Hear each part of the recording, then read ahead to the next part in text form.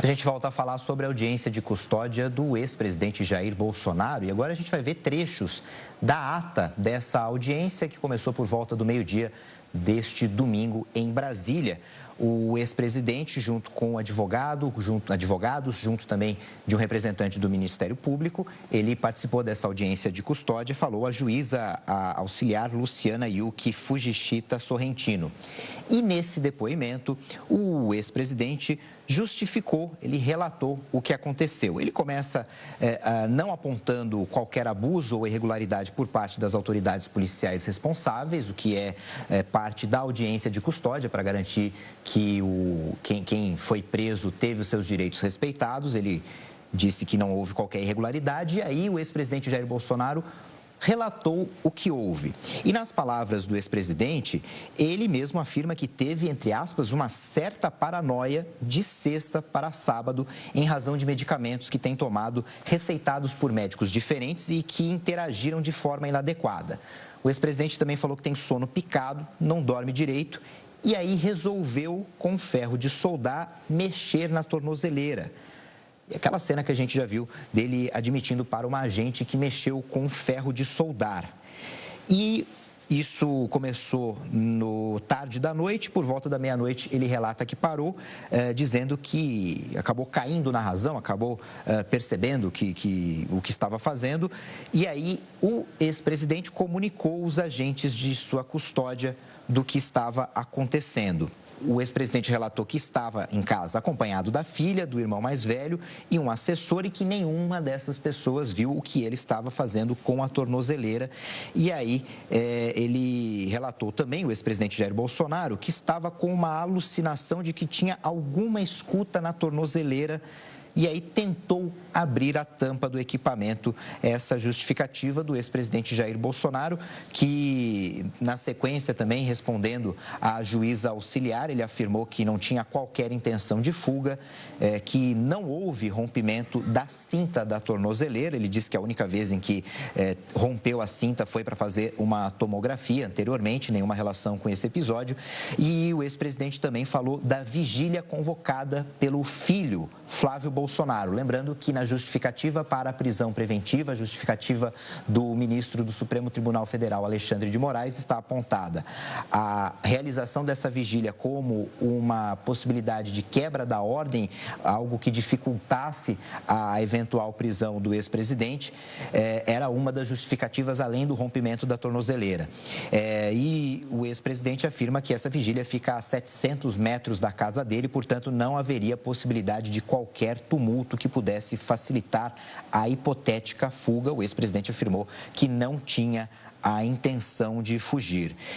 E aí também a juíza perguntou para o ex-presidente nessa audiência de custódia realizada no começo da tarde desse domingo, perguntou se Jair Bolsonaro tinha o equipamento de solda em casa ou se ele foi fornecido por alguma outra pessoa, uma terceira pessoa. A resposta do ex-presidente foi de que o equipamento estava em casa.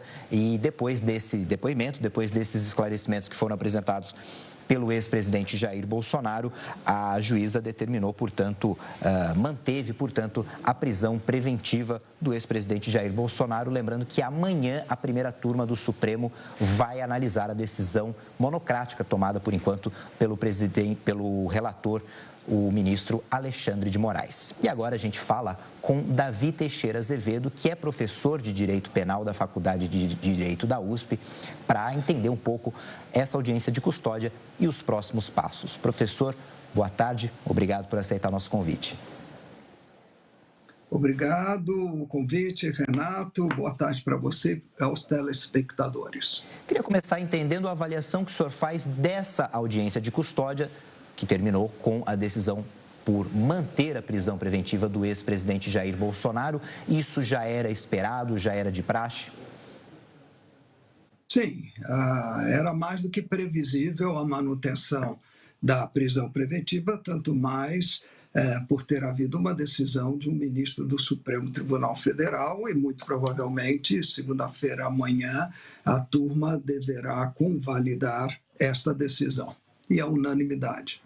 Agora, para hoje também está previsto um prazo que termina às 4h30 da tarde, um prazo para que a defesa do ex-presidente Jair Bolsonaro se explique, justifique sobre essa tentativa de violação da tornozeleira eletrônica. Eu queria entender qual que é a diferença desse prazo, que termina às 4h30 para a defesa se justificar, e o que aconteceu na audiência de custódia em que o ex-presidente deu a versão dele também. Esta explicação será perante o ministro do Supremo, Alexandre de Moraes, e buscará uma revisão da decisão dele.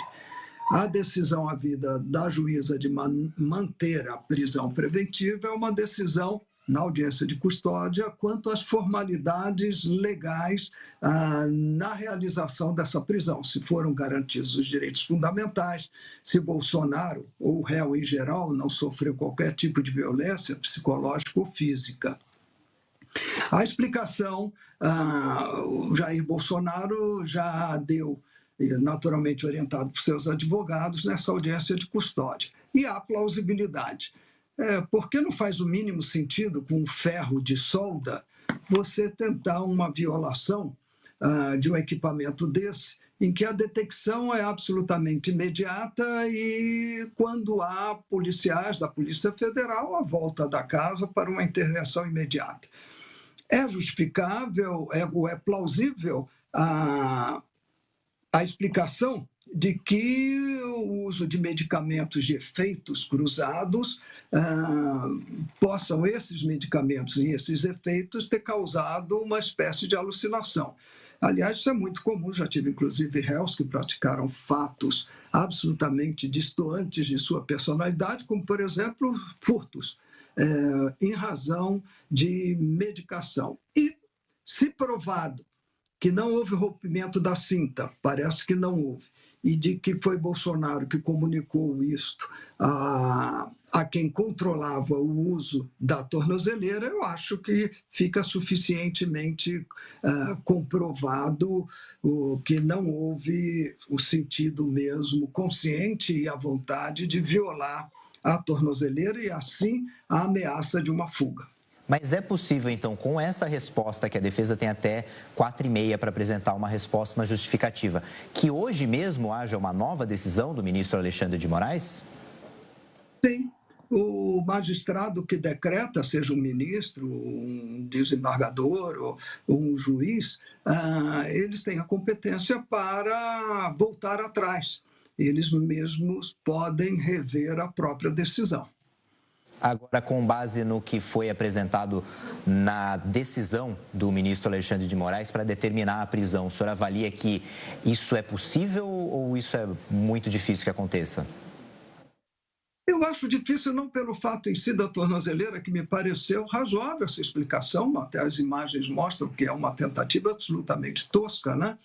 E produto mesmo de algum mau funcionamento da saúde mental.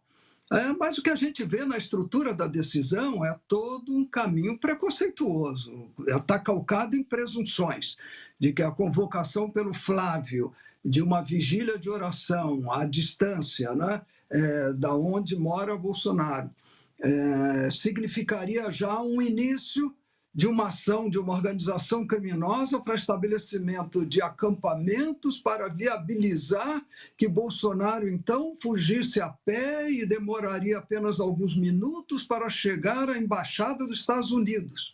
É mirabolante essa explicação, mas essa explicação e essa fundamentação do ministro torna muito claro qual é o pressuposto disso. É a vontade de manter o ex-presidente preso e revogar a prisão domiciliar, né? O ex-presidente está agora na sede da Superintendência da Polícia Federal em Brasília. E, em algum momento, amanhã, a primeira turma do Supremo Tribunal Federal vai analisar essa decisão do Alexandre de Moraes. Nessa decisão, em algum momento nos próximos dias, pode-se decidir por transferir o ex-presidente para a penitenciária da Papuda, para a volta do regime domiciliar ou para uma prisão do Exército? Sim, eu acho que pode sim haver, embora ele seja ainda um preso provisório e consta que a defesa entrará com algum recurso na segunda-feira mesmo, imagino que outros embargos de declaração. Já se falou também que entrará com embargos infringentes, ou seja, quando uma decisão não é unânime por uma corte, cabe este recurso que iria, então, para o plenário. O regimento Supremo estabelece que, no caso de decisão do plenário, 11 ministros precisam de 4 votos divergentes, absolvendo. No que diz respeito à turma, e aí seria a primeira turma, julgamento de turma, o regimento interno não fala nada quanto a este número de votos divergentes. Tem-se entendido que são 2 votos divergentes. Mas no silêncio do regimento interno, e tendo em vista uma interpretação mais favorável para o cidadão, se 4 votos de 11 significam 30, aproximadamente 30%, 30% de 5 ministros seria 1 ministro e meio. Como isso não é possível, você tem 2 caminhos de interpretação. Ou são 2 ministros, ou é suficiente um ministro que absolva. No caso, Fux absolveu. Então, com fundamento no princípio da dignidade da pessoa humana, da amplitude dos recursos, pode ser que na segunda-feira entre com os embargos infringentes. Não sei o que farão. Se fosse advogado, do caso eu tentaria, né? Mas não sei o que farão. Eles têm a melhor estratégia para o caso. Mas transitando em julgado essa decisão, porque o presidente da turma, que é o Zanin, pode entender que não cabe embargos infringentes e determinar o trânsito em julgado da decisão, aí toda essa discussão de prisão preventiva, fundamento ou não, que é agora desenvolvida, cai por terra, porque a prisão do Bolsonaro será definitiva. E como definitiva, tem que ir para a penitenciária. E aí, já começando Perdão. Pela lei de execução penal, a pena é cumprida no estabelecimento prisional mais próximo do domicílio ou da casa do condenado. Seria o Rio de Janeiro. E pode ser um presídio estadual ou federal. Se for um presídio estadual, será o juiz da execução local estadual que deliberará sobre benefícios para Bolsonaro. Se for federal, será o juiz da execução federal que deliberará. Não é o Supremo que deliberará sobre a execução da pena no seu desenvolvimento. Mas como hoje em dia o Supremo pode tudo, revoga a Constituição, desconsidera a legislação em seu texto expresso, pode ser que o Supremo entenda que não, que ele, Alexandre de Moraes, continuará responsável pela execução 20 e tantos anos, né, enquanto durar, se bem que o ministro se aposenta antes, né? A prisão, a pena que Bolsonaro foi condenado, uma pena de 27 anos de prisão no julgamento de tentativa de golpe. Essa que os recursos terminam nessa semana e aí a expectativa, como o senhor disse, para que se determine o trânsito em julgado e aí ele começaria a cumprir a pena. A defesa pode pedir para que os dias que Jair Bolsonaro estava em prisão domiciliar, está agora em prisão preventiva, já sejam descontados dessa pena? Pode sim. Esse prazo da prisão, ele é descontado da totalidade da condenação. Mas como terá de cumprir aproximadamente 6, 7 anos, esses dias acabam sendo de pouca expressão. O ex-presidente, ele tem agora na detenção, na superintendência da Polícia Federal, ele tem acompanhamento de médicos. Nessa justificativa que a gente mostrou agora há pouco na ata, na audiência de custódia, o ex-presidente citou que teria tido um surto, certa paranoia, para justificar o que ele fez com a tornozeleira eletrônica.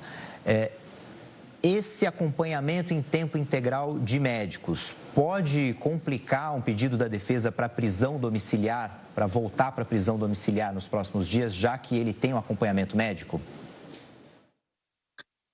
Eu penso que sim.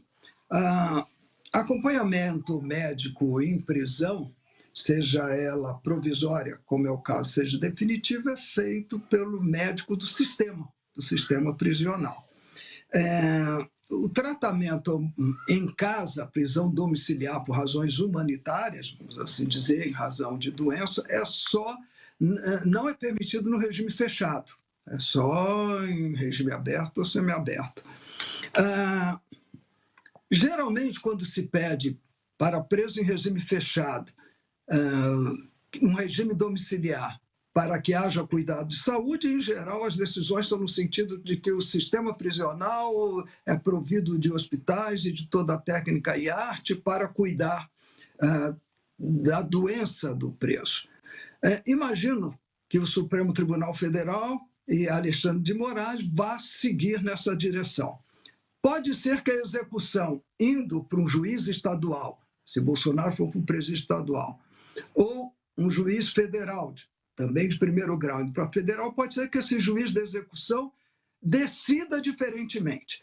Existem, sim, antecedentes na jurisprudência autorizando em regime fechado o regime domiciliar, em razão de doença. Não esqueçamos que a saúde do presidente é muito instável e, desde logo, digo que são precisos cuidados especialíssimos e que há um risco considerável, se Alexandre de Moraes continuar neste caminho de endurecimento irrazoável, que aconteça um segundo Clesão, sabe? Não obstante laudos favoráveis, ele mantém a prisão simplesmente por tratar-se de um réu que ele condenou e cujo julgamento para ele tem rendido problemas imensos, como lei Magnitsky e cassação de vistos e etc. Professor, uma última pergunta para a gente encerrar. O pedido, a prisão determinada pelo ministro Alexandre de Moraes, teve uma das bases foi a realização de uma vigília anunciada pelo filho do ex-presidente Flávio Bolsonaro. Na sua avaliação, a realização dessa vigília propriamente, com o ex-presidente agora preso, essa vigília pode ser interpretada, ou manifestações, qualquer outra manifestação a favor do ex-presidente, podem ser interpretados como descumprimento de ordem judicial, algo que coloque em risco a ordem pública nos próximos dias? Não penso. Nunca a convocação para uma oração, para uma vigília, para um ajuntamento comunitário piedoso, de joelhos dobrados pedindo a intervenção divina, seja em que religião forem, isso nunca significará atentado violento ao Estado democrático de direito, coação em curso do processo, preparação para a fuga. Nunca. Mas o que vimos no pedido da Polícia Federal e na decisão do ministro é a argumentação tendenciosa, preconceituosa, endereçada a decretar a prisão preventiva, na interpretação de que tudo isso era um grande preparo para a facilitação de fuga. E fica incluindo Flávio Bolsonaro, os filhos, numa organização criminosa. Então, tudo isso para crescer o bolo jurídico, para criar uma narrativa que justifique medidas que não têm muito fundamento legal e nem constitucional. Professor Davi Teixeira de Azevedo, professor de Direito Penal da Faculdade de Direito da USP, muito obrigado pela entrevista, obrigado pela atenção nesse domingo. Boa tarde.